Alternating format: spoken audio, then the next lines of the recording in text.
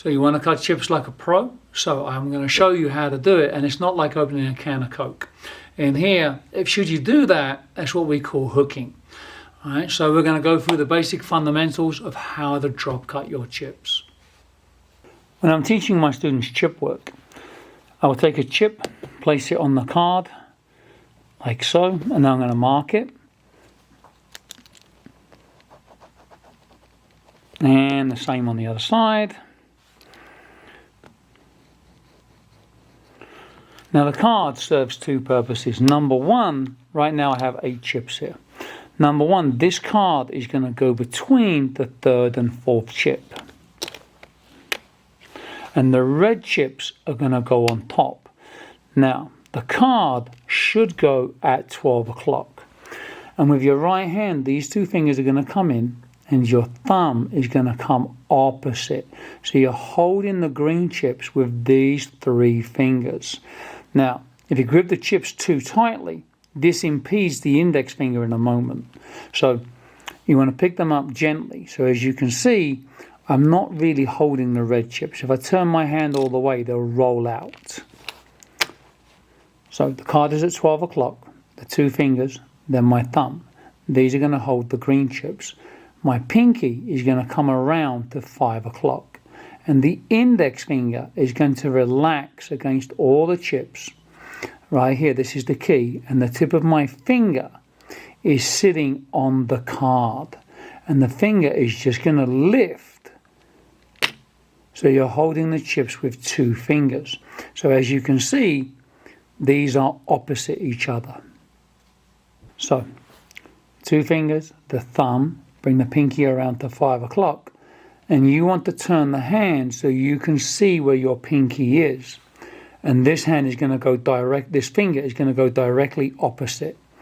Relax the finger. The tip of the finger sits on the card. And then the finger is going to lift. So it's the back of your finger that cuts the chips and not the tip of the finger. If the card went between the green and the red, when I picked them up and went to lift, I'm going to leave that red chip behind. So now I hook to try and get all the chips.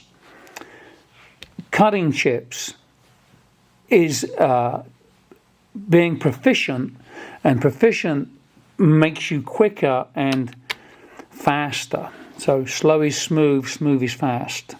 So the 2 fingers, the thumb, bring the pinky around so you have a good grip but not too tightly.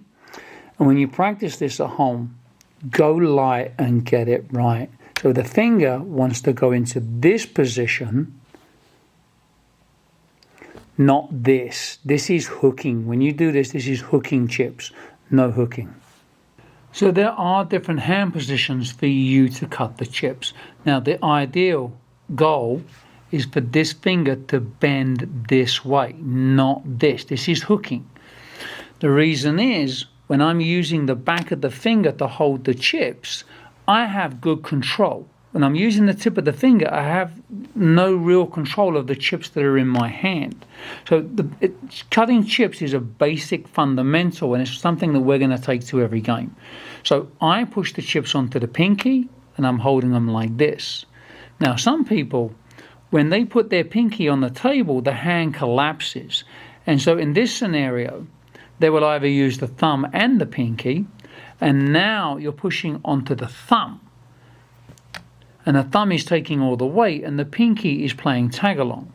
Some of my students, the pinky is really short, or their hands are really wide, and so now they're going to go to the ring finger. So they'll put the 2 fingers in position, the thumb, they'll bring the ring finger around a little bit, and then they'll pick them up and cut them. So the pinky is just playing tag along. And again, the tip of your finger wants to go lower than the red chips.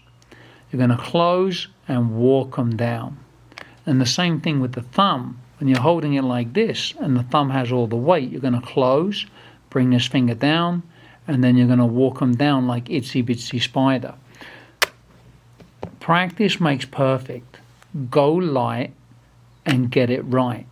Don't go too heavy and then do everything wrong. So with all things, practice makes perfect. So practice first off with your dominant hand, then go to the non-dominant. Normally the non-dominant hand picks it up way quicker. The ironing board is the best thing to practice on. It's the same height as the table. It's got the cloth on the top, so it's easy to pick the chips up. And if you like this video, please like it and subscribe if you want to see more videos. Thank you very much. See you later.